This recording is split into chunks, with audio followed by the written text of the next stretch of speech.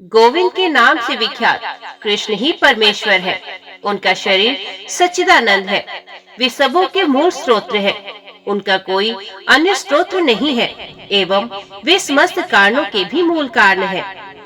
जय श्री राधे कृष्णा। भक्त जनों, आज की वीडियो से हम श्री कृष्ण की लीलाएं आपके सामने प्रस्तुत करेंगे। उम्मीद करती हूँ कथाओं का पूरा फल लेने के लिए आप पहली कथा से लेकर अंतिम कथा तक बने रहेंगे और लीलाओं का पूरा आनंद लेंगे। जय श्री कृष्णा। प्रत्येक व्यक्ति भगवान कृष्ण की खोज में है। कुछ लोगों को अनुभव नहीं होता कि वे खोज में हैं, किंतु वे खोज में रहते हैं। श्री कृष्ण ईश्वर है। जो कुछ भी विद्यमान है उनके स्तोत्र है। जो कुछ है, जो कुछ था या जो कुछ होगा, उस सबके कारण वही है। चूंकि ईश्वर असीम है, अतएव उनके नाम भी अनेक हैं। अल्लाह, बुद्ध, जेहोवा, राम, ये सभी श्री कृष्ण है। अतएव उनके नाम भी अनेक हैं। सभी एक हैं। ईश्वर निराकार नहीं है। उनके निराकार तथा साकार दोनों स्वरूप हैं। उनका व्यक्तित्व परम, शाश्वत, आनंदमय तथा ज्ञान से पूर्ण है। जिस प्रकार सागर के जल की प्रत्येक बूंद से सागर जल के गुण रहते हैं, उसी तरह हमारी चेतना में भी ईश्वर की चेतना के सारे गुण रहते हैं। लेकिन भौतिक शक्ति से तादात्म्य तथा आसक्ति के कारण हमारी वास्तविक दिव्य चेतना कलुषित हो गई है और मलिन दर्पण की भांति ये शुद्ध प्रतिबिंब को परिवर्तित करने में आश्रम है। जन्म जन्मांतरों में हमने क्षण भंगुर के साथ अपना संसर्ग बढ़ाया है। इस नश्वर शरीर को, जो अस्थियों तथा मांस की गठरी के समान है, हमने गलती से आत्म रूप मान लिया है और इस क्षण भंगुर स्थिति को ही अंतिम मानने की भूल की है। सभी युगों में महान संत इसके ज्वलंत प्रमाण रहे हैं कि ये ईश्वर चेतना की अविनाशी स्थायी स्थिति सभी जीवात्माओं में जागृत की जा सकती है। प्रत्येक आत्मा मूलत देवी है। श्रीमद् भागवत गीता में भगवान श्री कृष्ण कहते हैं, आत्म में सुदृढ़ समस्त भौतिक कलमश से मुक्त हुआ योगी परम चेतना के संपर्क में सुख की चरम सिद्ध अवस्था प्राप्त करता है। योग वे विधि है जिसके द्वारा हम अपनी चेतना को शुद्ध करते हैं और अधिक प्रदूषण को रोकते हैं और सिद्धि पूर्ण ज्ञान तथा पूर्ण आनंद की स्थिति प्राप्त करते हैं। यदि ईश्वर है तो मैं उसे देखना चाहता हूँ। बिना प्रमाण के किसी वस्तु पर विश्वास करना व्यर्थ है। कृष्ण भावनामृत एवं ध्यान ऐसी विधियां हैं जिनसे ईश्वर की वास्तविक अनुभूति हो जाती है। आप सचमुच ही ईश्वर का दर्शन कर सकते हैं, उनको सुन सकते हैं, उनके साथ खेल सकते हैं। भले ही ये पागलपन लगे, लेकिन ईश्वर सचमुच है और वास्तव में आपके साथ है। योग के अनेक पंथ हैं। राजयोग, ज्ञान योग, हठ योग, कर्म योग, भक्ति योग और इन सबों की प्रशंसा उनसे उनके आचार्यों द्वारा की जाती है। स्वामी भक्ति वेदांत, जैसा कि उनकी उपाधि से प्रकट है, एक भक्ति योगी है जो भक्ति मार्ग के पथिक है। मनसा वाचा कर्मणा ईश्वर की सेवा करने से तथा ईश्वर के पवित्र नामों के कीर्तन से भक्तों में तुरंत ही ईश्वर चेतना विकसित होती है।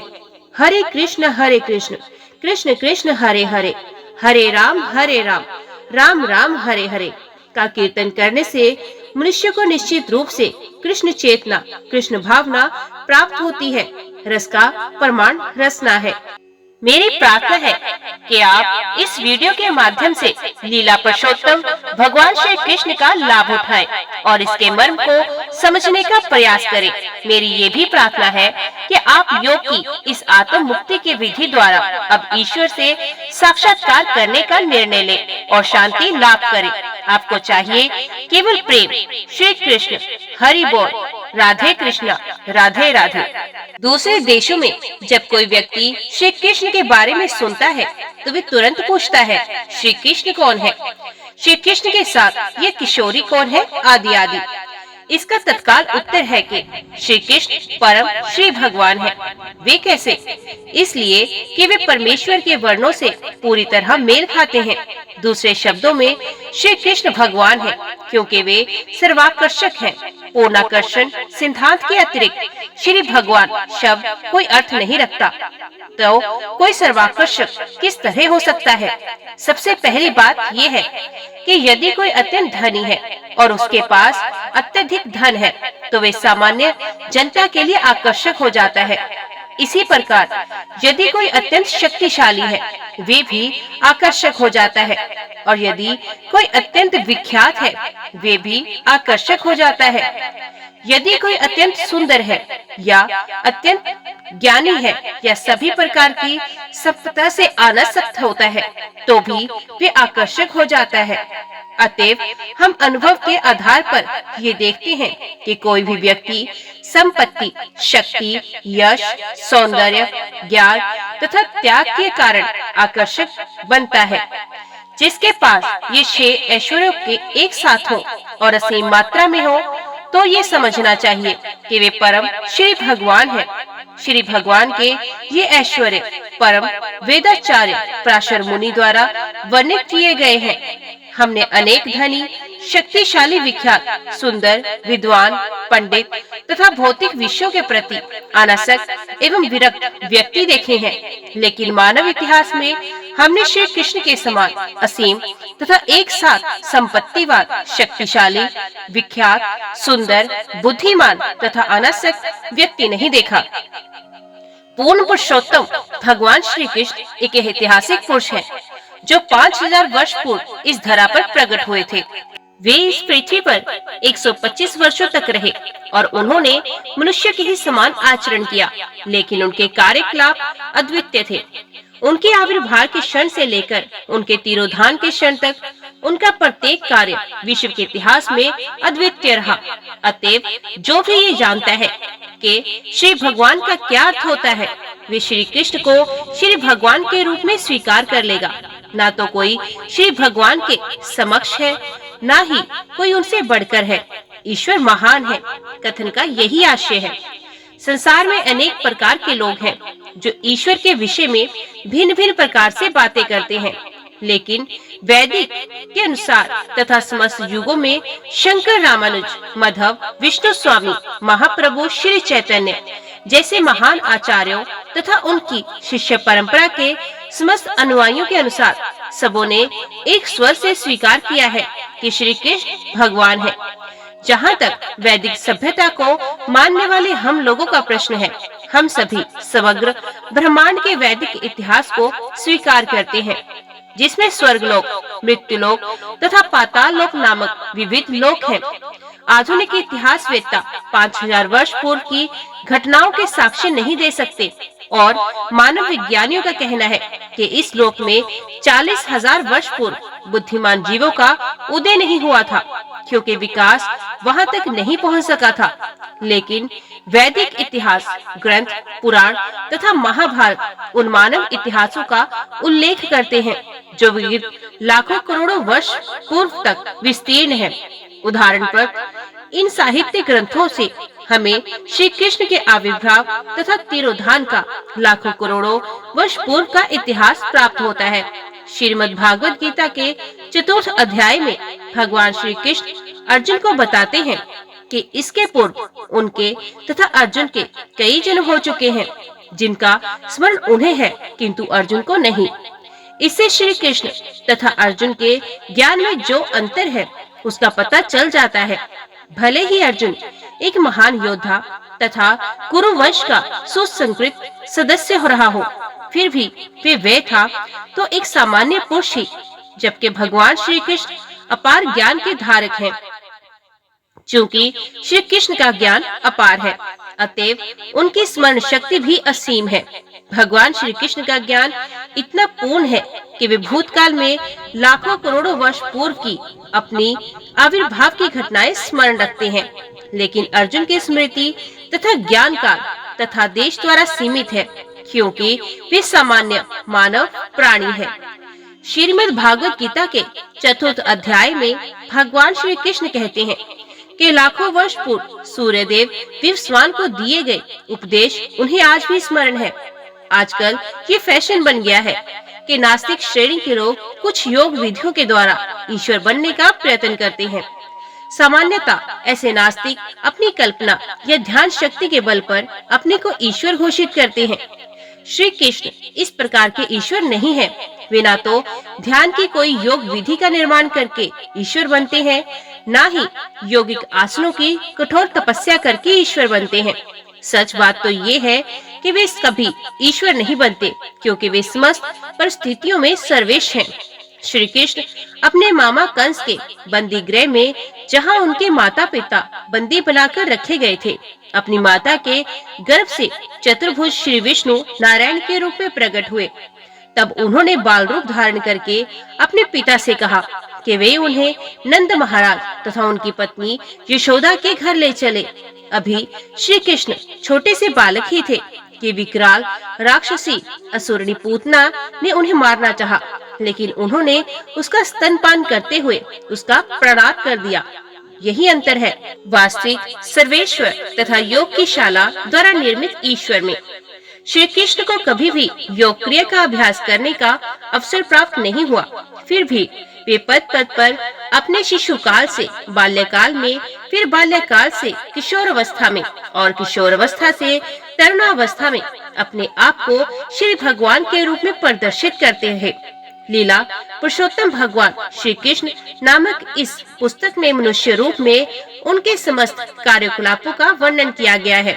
यद्यपि भगवान श्री कृष्ण सदैव मनुष्य की भांति आचरण करते हैं, किंतु वे सदैव श्री भगवान की पहचान बनाए रखते हैं। चूँकि श्री कृष्ण सर्वाकर्षक हैं, अतएव मनुष्य को चाहिए कि वे अपनी सारी इच्छाएं भगवान श्री कृष्ण पर केंद्रित करें। श्रीमद् भागवत गीता में कहा गया है कि हर व्यक्ति अपने शरीर का स्वामी है, लेकिन श्री कृष्ण जो प्रत्येक हृदय में उपस्थित परमात्मा है, परम स्वामी है और प्रत्येक शरीर के स्वामी है। अतएव यदि हम अपने सारे प्रेम को एकमात्र भगवान श्री कृष्ण पर केंद्रित करें, तो तत्काल स्वतः ही विश्व प्रेम, एकता तथा शांति संपन्न हो जाएगी। जब कोई वृक्ष की जड़ों को सींचता है, तो वे शाखाओं, पत्तियों तथा पुष्पों को स्वतः सींच देता है। जब कोई मुंह के द्वारा उदर में भोजन पहुंचाता है, तो वे शरीर के विभिन्न भागों की तुष्टि करता होता है। परमेश्वर में ध्यान केंद्रित करने और उन्हें ही अपना प्रेम प्रदान करने की कला कृष्ण भावनामृत कहलाती है। हमने कृष्ण भावनामृत आंदोलन का सूत्रपात इसलिए किया है कि प्रत्येक व्यक्ति भगवान श्री कृष्ण के प्रति अपने प्रेम को अर्पित करके अन्यों से प्रेम करने की अपनी इच्छा की पूर्ति कर सके। सारा जगत दूसरों के प्रति प्रेम की सुप्त मनोवृत्ति की तुष्टि के लिए अत्यधिक उत्सुक है, लेकिन समाजवाद, साम्यवाद, बंधुत्ववाद, मानववाद, राष्ट्रवाद तथा विश्व शांति और संपन्नता के लिए जो कुछ भी निर्मित किया जा सकता है, उन विविध विधियों के आविष्कार सारे के सारे व्यर्थ तथा निराशाजनक हैं, क्योंकि हम भगवान श्री कृष्ण को प्रेम करने की कला से अनजान हैं। लोगों की सामान्य धारणा है कि नैतिक सिद्धांतों तथा धार्मिक अनुष्ठानों को संपन्न करके सुखी बना जा सकता है। कुछ लोग सोच सकते हैं कि आर्थिक विकास के द्वारा सुख प्राप्त किया जा सकता है, और कुछ लोग ऐसे हैं जो सोचते हैं कि इंद्रिय तृप्ति के द्वारा ही वे सुखी हो सकते हैं। लेकिन तथ्य तो ये है कि केवल भगवान श्री कृष्ण से प्रेम करके ही लोग सुखी हो सकते हैं। भगवान श्री कृष्ण मनुष्य से प्रेम भावों का विनिमय विभिन्न संबंधों के रूप में करते हैं, जिन्हें रस कहा जाता है। मूलतः 12 प्रकार के प्रेम संबंध हैं।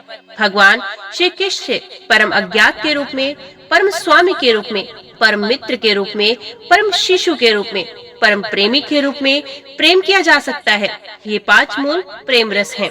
भगवान श्री कृष्ण के साथ प्रोक्त संबंधों में भी प्रेम किया जा सकता है, जो इन 5 संबंधों में मूल भिन्न है। किंतु यदि कोई अपनी सुप्त प्रेम भावना को श्री कृष्ण में केंद्रित करता है, तो उसका जीवन सफल बन जाता है। ये कोई कल्पना नहीं, अपितु यही सत्य है जो व्यावहारिक रूप से पालन करके अनुभव किया जा सकता है। मनुष्य के जीवन पर कृष्ण प्रेम का जो प्रभाव पड़ता है उसकी प्रत्यक्ष अनुभूति की जा सकती है। श्रीमद् भागवत गीता के 9वें अध्याय में इस कृष्ण भावना अमृत विज्ञान को समस्त विद्याओं का राजा, राज विद्या, समस्त गुणों का राजा और दिव्य अनुभूति का परम ज्ञान कहा गया है। फिर भी हम इस कृष्ण भावनामृत विज्ञान के परिणामों का प्रत्यक्ष अनुभव कर सकते हैं, क्योंकि इसका अभ्यास अत्यंत सुगम एवं अत्यंत आनंददायक है। हम कृष्ण भावनामृत का जितना भी अंश संपन्न कर सकेंगे वे हमारे जीवन की शाश्वत निधि बन जाएगा, क्योंकि ये प्रत्येक परिस्थिति में अविनाशी है। अब ये वास्तव में सिद्ध हो चुका है कि पाश्चात्य देशों की हताश तथा निराश युवा पीढ़ी मात्र भगवान श्री कृष्ण की ओर अपनी प्रेम आसक्ति मोड़ने के परिणाम का प्रत्यक्ष अनुभव कर सकती है। कहा जाता है कि कोई अपने जीवन में कितना ही कठोर तप तथा यज्ञ क्यों न करे, किंतु यदि वे भगवान श्री कृष्ण के प्रति अपने सुप्त प्रेम को जागृत करने में सफल नहीं होता तो उसकी सारी तपस्याएं व्यर्थ समझी जाती हैं। किंतु यदि वे भगवान श्री कृष्ण के प्रति अपने सुप्त प्रेम को जागृत कर लेता है तो फिर कठोर तपस्याएं करना व्यर्थ है। कृष्ण भावनामृत आंदोलन इस युग की पतित आत्माओं के लिए श्री चैतन्य महाप्रभु का अनुपम उपहार है। ये अत्यंत सरल विधि है जो विगत 4 वर्षों से पश्चिमी देशों में वास्तव में अपनाई जा रही है, और इसमें कोई संदेह नहीं कि ये आंदोलन मानव के सुख प्रेम भावनाओं को तुष्ट करने में समर्थ है। ये लीला पुरुषोत्तम भगवान श्री कृष्ण नामक कृति एक दूसरा उपहार है जो पाश्चात्य जगत में कृष्ण भावनामृत आंदोलन की सहायता करने के लिए है। ये दिव्य साहित्य रंगीन चित्रों से युक्त प्रकाशित हुआ है। लोग अपना समय काटने तथा शक्ति का उपयोग करने के लिए नाना प्रकार की कथाएं पढ़ना चाहते हैं। इस प्रवृत्ति को भगवान श्री कृष्ण की ओर मोड़ा जा सकता है। इसके परिणाम स्वरूप व्यष्टि तथा समष्टि रूप से आत्मा को अखंड संतोष प्राप्त होगा। श्रीमद् भागवत गीता में कहा गया है कि यदि कृष्ण भावना अमृत के मार्ग पर थोड़ा सा भी प्रयास किया जाए तो बड़े से बड़े संकट से भी बचा जा सकता है। ऐसे लाखों लोगों के दृष्टांत दिए जाते हैं जो कृष्ण भावना अमृत में सलग प्रगति करने के कारण बड़े से बड़े संकटों से बच गए हैं। अतः हम प्रत्येक व्यक्ति से प्रार्थना करते हैं कि इस दिव्य साहित्य का लाभ उठाएं।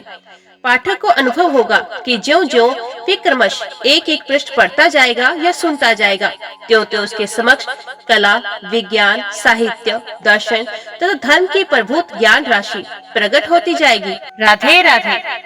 एक बार ये संसार ऐसे राजाओं की अनावश्यक सैन्य शक्ति से बोझिल हो गया जो वास्तव में असुर थे किंतु अपने आप को राजा मान रहे थे। तब सारा संसार विक्षुब्ध हो गया और पृथ्वी की अधिष्ठात्री देवी, जिसे भूमि कहते हैं, इन आश्चर्य राजाओं से उत्पन्न अपनी विपदाओं को बताने के लिए ब्रह्मा जी के पास गई। भूमि ने गाय का रूप धारण किया और वे सजल नेत्र से आंसू भरकर ब्रह्मा के समक्ष प्रकट हुई। ये शोकार्त थी और श्री भगवान की करुणा जगाने के लिए रो रही थी। उसने पृथ्वी की विपदाग्रस्त स्थिति का वर्णन किया। इसे सुनकर ब्रह्मा अत्यंत दुखित हुए। वे तुरंत क्षीर सागर के लिए चल पड़े, जहां भगवान श्री विष्णु निवास करते हैं। ब्रह्मा जी के साथ शिव जी इत्यादि सारे देवता थे और भूमि भी उनके साथ बोली। क्षीर सागर के तट पर आकर ब्रह्मा जी भगवान श्री विष्णु को, जिन्होंने पहले वराह का दिव्य रूप धारण करके पृथ्वी लोक की रक्षा की थी, प्रसन्न करने का उपाय करने लगे। वैदिक मंत्रों में पुरुष सूक्त नामक एक विशेष प्रकार की प्रार्थना है। सामान्य रूप से देवतागण इसी पुरुष सूक्त का उच्चारण करके भगवान श्री विष्णु को नमस्कार करते हैं। यहाँ यह ज्ञातव्य है कि जब भी किसी लोक में कोई उपद्रव होता है, उस लोक का अधिष्ठाता देव इस ब्रह्मांड के स्वामी ब्रह्मा के पास जा सकता है और ब्रह्मा जी भी परमेश्वर श्री विष्णु के पास जा सकते हैं, किंतु वे वहीं प्रत्यक्ष दर्शन नहीं अपितु क्षीर सागर के तट पर खड़े होकर उनका प्रत्यक्ष दर्शन कर सकते हैं। इस ब्रह्मांड के अंतर्गत श्वेतद्वीप नामक एक ग्लोक है जिसमें क्षीर सागर है। विविध वैदिक वारुण्य से ज्ञात होता है जिस प्रकार इस लोक में लवण सागर है, उसी प्रकार अन्य लोकों में भी अनेक प्रकार के तरल सागर है। कहीं क्षीर सागर है तो कहीं तेल सागर है, कहीं सूरा सागर है तथा अन्य तरलों के सागर है। पुरुष सूक्त ही वे आदर्श प्रार्थना स्तुति है जिसे देवतागण शिरोदाक्षाई श्री भगवान को प्रसन्न करने के लिए पढ़ते हैं। क्षीर सागर में शयन करने के कारण वे शिरोदशाई श्री विष्णु कहलाते हैं। वे ही श्री भगवान है जिनसे इस ब्रह्मांड के समस्त अवतार प्रकट होते हैं। जब सभी देवताओं ने श्री भगवान की स्तुति पुरुष सूक्त द्वारा कर दी तो उन्हें प्रकट रूप से उत्तर नहीं मिला। अतः ब्रह्मा जी स्वयं ध्यान करने में लग गए और तब भगवान श्री विष्णु ने उन्हें एक संदेश भेजा। ब्रह्मा ने इस संदेश को देवताओं तक प्रेषित कर दिया। वैदिक ज्ञान प्राप्त करने की ये विधि है। ये वैदिक ज्ञान सर्वप्रथम श्री भगवान से ब्रह्मा को हृदय के माध्यम से प्राप्त होता है, जैसा कि श्री भागवत के प्रारंभ में कहा गया है। तेने ब्रह्माध्याय आदि काव्य वेदों का दिव्य ज्ञान हृदय के द्वारा ब्रह्मा तक प्रेषित हुआ। उसी प्रकार यहाँ भी केवल ब्रह्मा ही भगवान विष्णु द्वारा प्रेषित संदेश को समझ पाए और उन्होंने तुरंत कार्यवाही के लिए देवताओं को प्रसारित कर दिया। ये संदेश इस प्रकार था। श्री भगवान शीघ्र ही अपने परम शक्तियों से सहित पृथ्वी पर प्रकट होंगे और जब तक वे पृथ्वी लोक में असुरों के संहार तक भक्तों के संस्थापन का उद्देश्य पूरा करने के लिए रहेंगे, तब तक देवताओं को भी उनकी सहायता के लिए वहीं रहना चाहिए। उन्हें तुरंत उस यदुवंश में जन्म ग्रहण करना चाहिए जिसमें यथा समय श्री भगवान भी प्रकट होंगे। भगवान श्री कृष्ण स्वयं वसुदेव के पुत्र रूप में प्रकट होंगे। उनके प्रकट होने के पूर्व सारे देवताओं को अपनी अपनी पत्नियों से संसार भर के विभिन्न पवित्र परिवारों में श्री भगवान को अनेक कार्य में सहायता पहुंचाने के लिए प्रकट होना चाहिए। यहाँ पर तथ्य प्रथम शब्द अत्यंत उपयुक्त है, जिसका अर्थ है कि देवताओं को चाहिए कि श्री भगवान को प्रसन्न करने के लिए इस पृथ्वी पर प्रकट हो। दूसरे शब्दों में कोई भी जीव जो श्री भगवान को प्रसन्न करने के लिए ही जीवित रहता है वे देवता है। देवताओं को ये जानकारी भी दी गई कि भगवान श्री कृष्ण के अवतार के पूर्व पृथ्वी पर भगवान श्री कृष्ण का पूर्ण अंश अनंत प्रकट होगा जो अपने लाखों फनों से ब्रह्मांडों को धारण करते हैं। उन्हें ये भी सूचित किया गया कि श्री विष्णु की बहिरंगी शक्ति माया भी, जिसे समस्त बद्ध जीव आकृष्ट होते हैं, परमेश्वर के आदेश के अंतर्गत उनकी प्रयोजन सिद्धि के लिए प्रकट होंगी। समस्त देवताओं तथा भूमि को भी मधुर वचनों से आदेश तथा सांत्वना देने के पश्चात समस्त प्रजापतियों के पिता ब्रह्मा जी अपने धाम सर्वोच्च लोक ब्रह्मलोक को चले गए। यदुवंश का नायक राजा शूरसेन मथुरा प्रदेश, जिसमें मथुरा नगर आता है तथा उन्हीं के नाम से प्रचलित जनपद शूरसेन पर शासन कर रहा था। राजा शूरसेन के शासन के कारण मथुरा नगरी समस्त यदु राजाओं की राजधानी बन गई।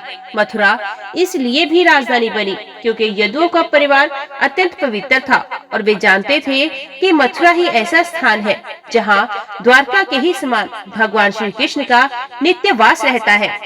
एक बार शूरसेन के पुत्र वसुदेव देवकी को ब्याह करके अपनी नवपरिणीता पत्नी के साथ रथ पर चढ़कर अपने घर जा रहे थे।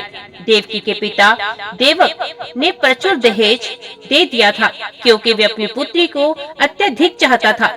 उसने सैकड़ों रथ दिए जो पूर्णतः स्वर्ण मंडित थे।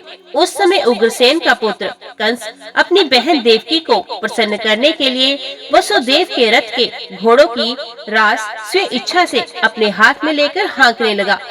वैदिक सभ्यता की प्रथा अनुसार जब कन्या का ब्याह होता है तो उसका भाई अपनी बहन तथा अपनी बहनोई को उनके घर ले जाता है। नवविवाहिता कन्या को अपने पिता के परिवार का बिछोड़ ना खले, इसलिए भाई उसके साथ तब तक जाता है जब तक वे अपने ससुराल न पहुंच जाए। देवक ने जो पूरा दहेज दिया था वे इस प्रकार है: स्वर्णहारों से मंडित 400 हाथी, 15,000 सुसज्जित घोड़े तथा 17,000 रथ। उसने अपनी पुत्री के साथ जाने के लिए 200 सुंदर बालिकाएं भी भेजने की व्यवस्था की थी। क्षत्रियों की विवाह प्रणाली जो भारत में अब भी प्रचलित है बताती है कि जब क्षत्रिय का विवाह हो तो दुल्हन के अतिरिक्त उसकी कुछ दर्जन तरुण सहेलियां भी राजा के घर जाएं। रानी की अनुचरियां दासी कहलाती हैं, किंतु वास्तव में वे रानी की सखिया की तरह कार्य करती हैं। ये प्रथा अनादि काल से प्रचलित है और कम से कम 5000 वर्ष पूर्व भगवान श्री कृष्ण के अवतार के भी पहले से खोजी जा सकती है। इस प्रकार वसुदेव अपनी पत्नी देवकी के साथ 200 सुंदर कन्याएं भी लेते आए। जब दूल्हा तथा दुल्हन रथ में जा रहे थे तो इस शुभ मुहूर्त की जानकारी देने के लिए अनेक प्रकार के बाजे बज रहे थे। शंख, बिगुल, ढोल तथा मृदंग एक साथ मिलकर मधुर संगीत की ध्वनि उत्पन्न कर रहे थे। बारात अत्यंत मनोहर ढंग से आगे बढ़ रहा था और कंस रथ को हाँक रहा था। तभी आकाश से अचानक एक आश्चर्यजनक ध्वनि गूंजी, जिसने विशेष रूप से कंस को संबोधित किया। हे कंस, तुम कितने मूर्ख हो! तुम अपनी बहन तथा बहनोई का रथ हाँक रहे हो, किंतु तुम ये नहीं जानते कि तुम्हारी इसी बहन की 8वीं संतान तुम्हारा वध करेगी। कंस भोजवंशी उग्रसेन का पुत्र था। कहा जाता है कि कंस समस्त भोजवंशी राजाओं में से सर्वाधिक आसुरी था। आकाशवाणी सुनते ही उसने देवकी के केश पकड़ लिए और उसे अपनी तलवार से मारने जाने ही वाला था। वसुदेव को कंस के इस दुर्व्यवहार पर आश्चर्य हुआ। अतः वे अपने इस क्रूर निर्लज साले को शांत करने के उद्देश्य से अत्यंत तर्क तथा प्रमाण सहित इस प्रकार बोले, हे मेरे प्रिय साले कंस, तुम भोजवंश के सर्वाधिक प्रसिद्ध राजा हो और लोग तुम्हें महानतम योद्धा तथा पराक्रमी के रूप में जानते हैं। आखिर तुम इतने क्रुद्ध क्यों हो गए हो कि अपनी बहन को उसके विवाह के शुभ अवसर पर ही मारने के लिए उद्यत हो गए हो? तुम मृत्यु से इतने भयभीत क्यों हो? मृत्यु तुम्हारे जन्म के साथ ही उत्पन्न हो चुकी है। जिस दिन तुमने जन्म लिया उसी दिन से तुम्हारी मृत्यु प्रारंभ हो गई है। मान लो कि तुम 25 वर्ष के हो, तो इसका अर्थ ये हुआ कि तुम पहले ही 25 वर्ष मर चुके हो। तुम हर पल हर क्षण मर रहे हो, तो फिर मृत्यु से इतना डर क्यों रहे हो? अंततः मृत्यु अवश्य संभावी है। तुम चाहे आज मरो या 100 वर्ष बाद, तुम मृत्यु से बच नहीं सकते। तुम्हें मृत्यु से इतना डर क्यों चाहिए? वस्तुत मृत्यु का अर्थ है इस वर्तमान शरीर का विनाश। जैसे ही ये वर्तमान शरीर कार्य करना बंद कर देता है और भौतिक प्रकृति के पंचतत्वों में मिल जाता है, तो शरीर के भीतर की आत्मा शरीर के वर्तमान कर्मों तथा उनके फल के अनुसार दूसरा शरीर ग्रहण करता है। ये मनुष्य के सड़क पर चलने के समान है। मनुष्य अपना पाँव आगे बढ़ाता है और ज्यों ही उसे विश्वास हो जाता है कि उसका पाँव ठोस भूमि पर पड़ रहा है, तो वे दूसरा पाँव उठाता है। इसी प्रकार ये शरीर भी एक के बाद दूसरा शरीर बदलता रहता है और आत्मा देहांतर करता रहता है। देखो ना, कितनी सतर्कता से पौधों का कीड़ा एक टहनी से दूसरे पे जाता है। इसी प्रकार जब उच्च अधिकारी ये निर्णय लेते हैं कि अगला शरीर कैसा हो, तो जीव अपना शरीर बदल देता है। जब तक जीव इस भौतिक संसार में बद्ध रहता है, तब तक उसे एक के बाद दूसरा भौतिक शरीर ग्रहण करना ही होगा। उसे अगला शरीर उसके इस जीवन के कर्मों तथा उनके फलों के अनुसार प्रकृति के नियमों द्वारा दिया जाता है। ये शरीर स्वप्नों में देखे जाने वाले शरीरों में से किसी एक के समान है। सोते समय स्वप्न में हम अपनी मानसिक सृष्टि के अनुसार अनेकों शरीरों की रचना करते हैं। हम स्वर्ण देख चुके हैं, पर्वत भी। स्वप्न में हम इन दोनों विचारों को मिलाकर स्वर्णिम पर्वत कहते हैं। कभी कभी सपने में हम अपने शरीर को उड़ता हुआ देखते हैं और उस समय हम अपने वर्तमान शरीर को बिल्कुल भूल जाते हैं। इसी प्रकार ये शरीर बदलते रहते हैं। जब तुम्हें कोई शरीर मिलता है तो तुम विगत शरीर को भूल जाते हो। स्वप्न में हम ना जाने कितने नए प्रकार के शरीरों के साथ संपर्क कर सकते हैं, किंतु जगने पर हम उनको सबको भूल जाते हैं। ये भौतिक शरीर वास्तव में हमारी मानसिक क्रियाशीलता की रचनाएं हैं, किंतु इस समय हम अपने विगत शरीरों का स्मरण नहीं कर पाते। मन बड़ा ही चंचल है। कभी ये कुछ स्वीकार करता है और तुरंत उसी वस्तु को अस्वीकार कर देता है। इंद्रिय तृप्ति के 5 विषयों रूप, रस, गंध, शब्द तथा स्पर्श के संपर्क से ही मन स्वीकार और अस्वीकार करता है। चिंतनशील विधि द्वारा मन इंद्रिय तृप्ति के विषयों के संपर्क में आता है और जीव इच्छा अनुसार विशेष प्रकार का शरीर प्राप्त करता है। अतः शरीर भौतिक प्रकृति के नियमों द्वारा प्रदत्त एक उपहार है। जीव शरीर ग्रहण करके अपने शरीर की रचना के अनुसार इस जगत में सुख भोगने या दुख सहने के लिए फिर से आता है। किसी विशेष शरीर के बिना इस विगत जीवन से प्राप्त मानसिक दशा के अनुसार सुख या दुख का अनुभव नहीं कर सकते। हमें विशेष प्रकार जो शरीर मिलता है वे मृत्यु के समय हमारी मानसिक दशा के अनुसार ही मिलता है। सूर्य, चंद्र या नक्षत्र जैसे प्रकाशमान लोगों का प्रतिबिंब जल, तेल या घी जैसे विभिन्न प्रकार के कुंड में पड़ता है। ये प्रतिबिंब पात्र की गति के जल के हिलने से चंद्रमा भी हिलता प्रतीत होता है, लेकिन वास्तव में चंद्रमा हिलता नहीं। इसी प्रकार मानसिक कल्पना मनोधर्म से जीव विभिन्न प्रकार के शरीर ग्रहण करता है। यद्यपि उसका इन शरीरों से कोई संबंध नहीं, किंतु माया के प्रभाव से मोहित होने के कारण जीव सोचता है कि उसका संबंध एक विशेष प्रकार के शरीर से है। बद्ध जीवों की यही जीवन शैली है। मान लो कि कोई जीव इस समय मनुष्य शरीर को प्राप्त है। वे सोचता है कि वे किसी मानव समुदाय या किसी विशेष देश या विशेष स्थान से संबंधित है। वे अपनी पहचान उसी रूप में करता है और व्यर्थ ही दूसरे शरीर की तैयारी में जुट जाता है जिसकी उसे आवश्यकता नहीं होती।